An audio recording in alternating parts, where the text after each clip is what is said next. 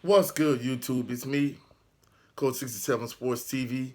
Shout out to the awesome and amazing LDBC, Lions Den Boston community. Shout out to the greatest university in the world, the Southern University, home of the mighty Jaguars. In this particular video, I'm going to talk about the quarterback situation at Southern University.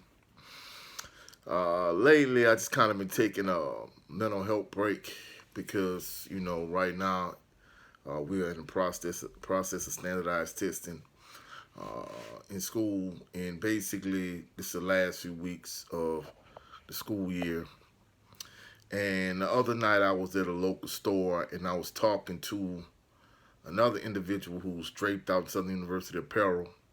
Him and I was talking, and basically was talking about Southern University football.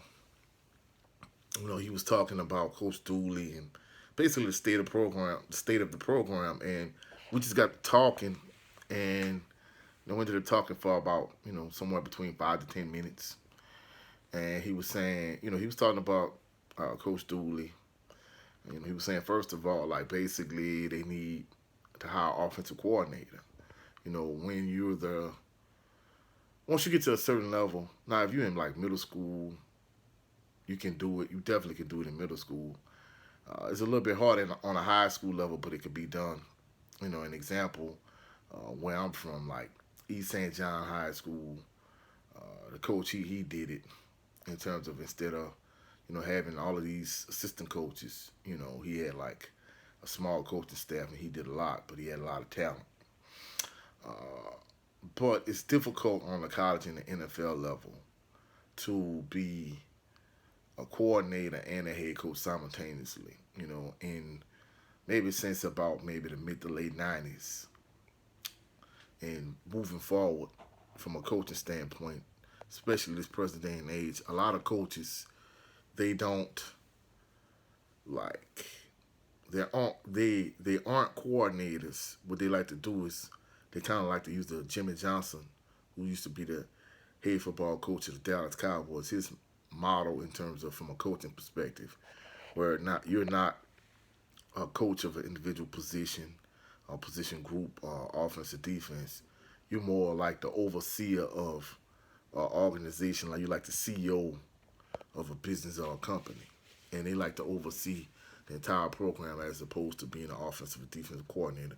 Don't get me wrong, some coaches still do that, but more than anything, a lot of coaches they just kind of want to oversee the whole organization. So he talked about how Coach Dooley needs to hire offensive coordinator, but more than anything, we talked about was how last year, and no matter where I go, if I have somebody, if I'm wearing Southern University shirt, which I am most of the time, he had a Southern University polo shirt and a Southern University baseball cap on. So, he definitely was a Southern University fan. He asked about, certain people.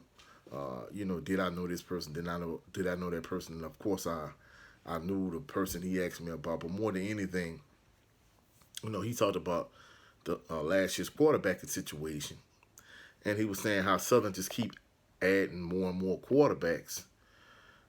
And the question that I pose him, like, is he overcompensating for the quarterback situation from last year with Clinton Bubba McDaniel, but Sean McCray, and with that particular situation, one, you don't overcompensate for it because Southern University needs help at the linebacker position as we speak, and on the defensive line, in the defensive line. So they need defensive linemen and they need linebackers, and they have a ridiculous amount of quarterbacks. So the thing that just kind of gets me is, yeah, you keep adding quarterbacks, but at what point are you going to address other holes and other issues that you may have? Whether it's getting more defensive linemen, they need a nose guard. They could potentially use another defensive end. You need more linebackers, so they need more defensive linemen. They need more linebackers because even if you do have a 4 or 5 star quarterback, you need defensive players that can get stops on the defensive side of the ball. I mean, the defense, it was solid in the spring game, but from an offensive standpoint, you still don't know what you really have. And in addition to that, Your defense is going to need to be rock solid during the course of the season. I mean, you just can't rely on, even if you did have an outstanding quarterback, just outscoring everyone every single play. So the issue I'm having with Coach Dooley's approach to recruiting is the fact that he just keeps recruiting quarterback after quarterback, and at some point he's going to need to address the issue of the defensive line and the linebacking core. And if he had a quarterback, maybe like, I don't know, like a Ladarius Skelton who could return kicks, or maybe he had a quarterback that would be cool with converting from quarterback to tight end, like maybe a Warren Matthews in the past. Those quarterbacks, they had a certain degree of athletic ability and a certain degree of versatility that would allow Ladarius Skelton, since he's now the backup to Glendon Bubba McDaniel, hey, I can return kicks. Warren Matthews, even though Brian Lee beat me out barely to be the starting quarterback, I'm not going to be the starting quarterback, so I can transition and move to tight end. I don't think, even though I think, a few of the quarterbacks are extremely athletic, at this day and age, I don't think quarterbacks are willing to make that transition from quarterback to another position. And in addition to that, you recruited them to play quarterback unless ahead of time they had this understanding that, hey, I'm moving to another position. Like, why would you need so many quarterbacks? So to me, in this situation, it seems as if he's overcompensating for the situation last year between Glendon Bubba McDaniel and Bashawn McCray. But at what point is he going to address all the holes that he has on the defensive side of the ball? Defensive lineman, like nose guard in particular, and a linebacking core. So, whatever route he decides he's going to take, hopefully everything pans out and works out to the point where Southern University wins the SWAC West. Then they go on to win the SWAC championship. And then hopefully they can go on to win the Celebration Bowl. So that's my hope. Hopefully things pan out that way. We'll see as we continue to approach the season. We're getting ready to approach, the summer months shortly. It'll be summertime before you know it. And then eventually the fall and the season will be here. So that's it for this video. Catch me tomorrow on Bayou Sports Talk.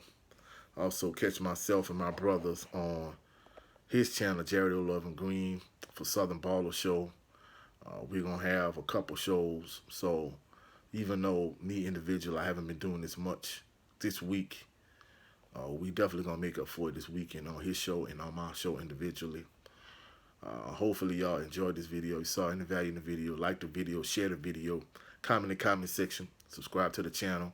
Also click the notification bell so you can be alerted anytime I post any new videos. Hopefully y'all have a blessed, phenomenal evening. I'll catch y'all on the rebound. Peace and blessings.